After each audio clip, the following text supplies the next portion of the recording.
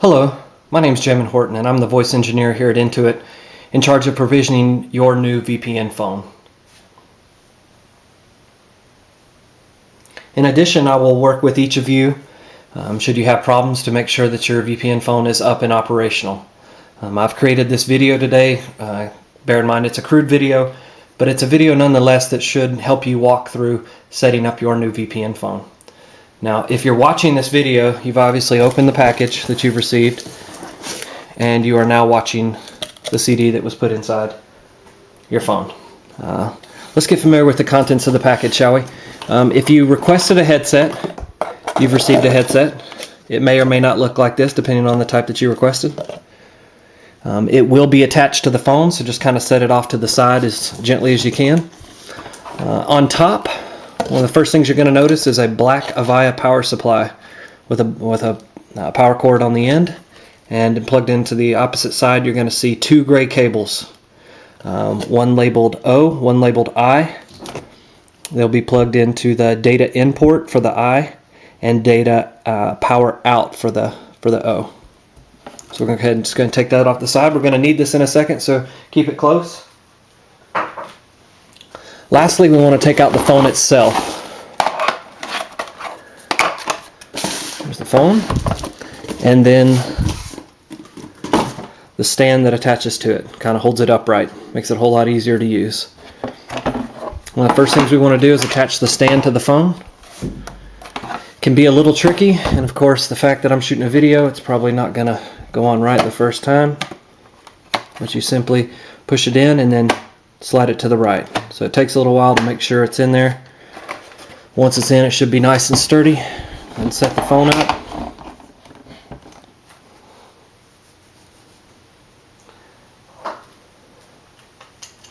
Next, let's revisit the power supply. One of the first things we want to do is plug the power supply in. So go ahead and plug it in.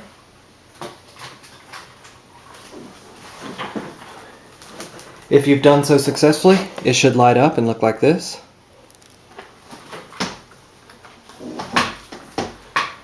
Okay. We now want to focus our attention to the two cables plugged into the power supply itself. If you notice, you have two cables, one O, one I. We want to take the one labeled I for data in, and we want to plug that into your home internet router. Hopefully on the back of your internet router you have 4 ports, maybe more depending on the type of equipment that you have, but hopefully you have a spare port.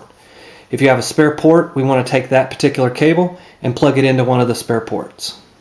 If you don't have a spare port, what you need to do, and hopefully your home internet router is located in the same location as your Intuit computer, and if it is, then it makes things a little bit easier. We went ahead and, if there's a cable connected to your internet computer, we want to trace that cable back to your home internet router, disconnect that cable. You'll lose internet connection on your PC, don't be alarmed, but we want to turn around and plug that particular cable into this second port of the phone.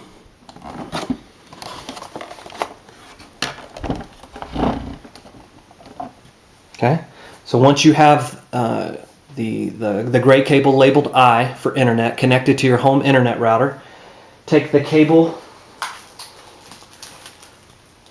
that is labeled O, it's a slightly different colored gray, and we're going to plug that into the back side of the phone. So let's go ahead and do that now.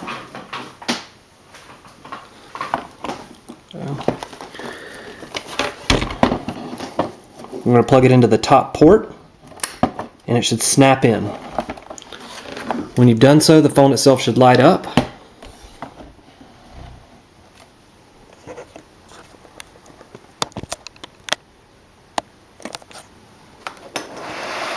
And so now we're just going to kind of walk through the boot up process. Hopefully my camera's picking up everything that's happened on the screen, so you can kind of walk through this yourself.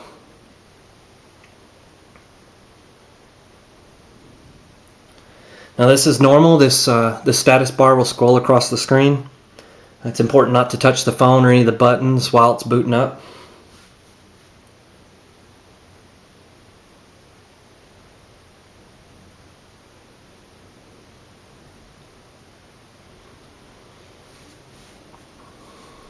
When the phone comes to, one of the first things you're going to see is press start to program. You just want to go ahead and leave that be for now. You may or may not need to access that, depending on how your phone operates during boot up. But the phone's going to come up. It's going to in turn issue a DHCP request to your home internet router requesting an IP so that it can talk to the internet. And that's what it's doing now. Press start a program, DHCP request. Should happen fairly quickly.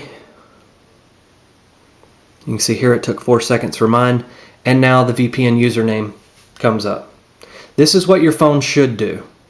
If your phone is stuck on DHCP, that means it's not getting an IP address from your home internet router, and you're going to want to troubleshoot that further.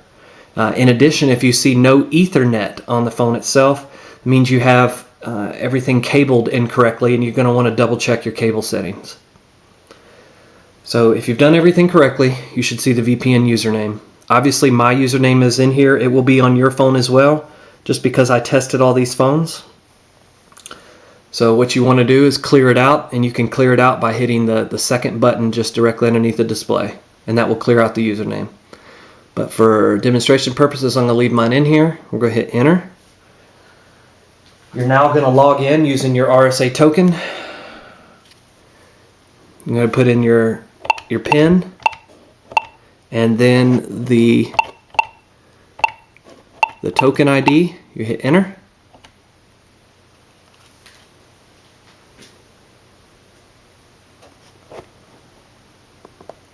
Now it takes about 25 seconds for it to build the tunnel.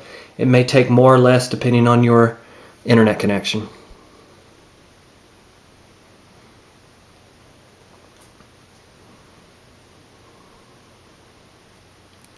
One of the things it should do next is reach out to our local HTTP server. And this is where your phone gets all its files, its firmware updates, settings. It's important that it talks to this, and you can see it talking to it now. This is the behavior your phone should display. You should see some 200 OK response messages. If your phone goes directly to contacting call server, or does not reach, or does not get 200 OK reply messages from the HTTP server, please contact me, and I'll walk you through making sure that we get that set up on your phone correctly.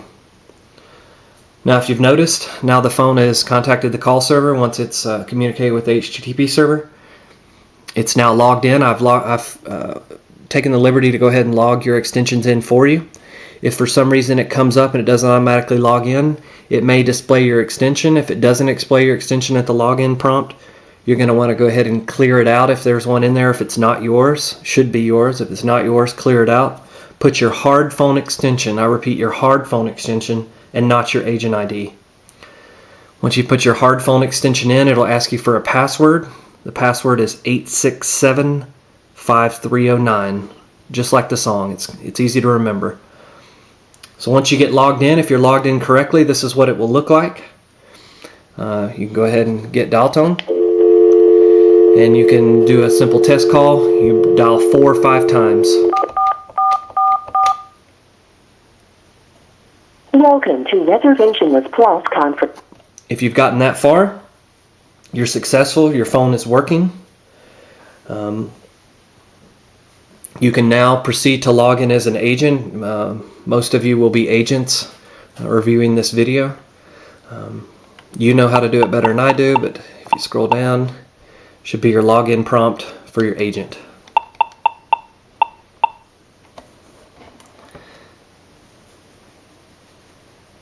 That's it. If you were unsuccessful in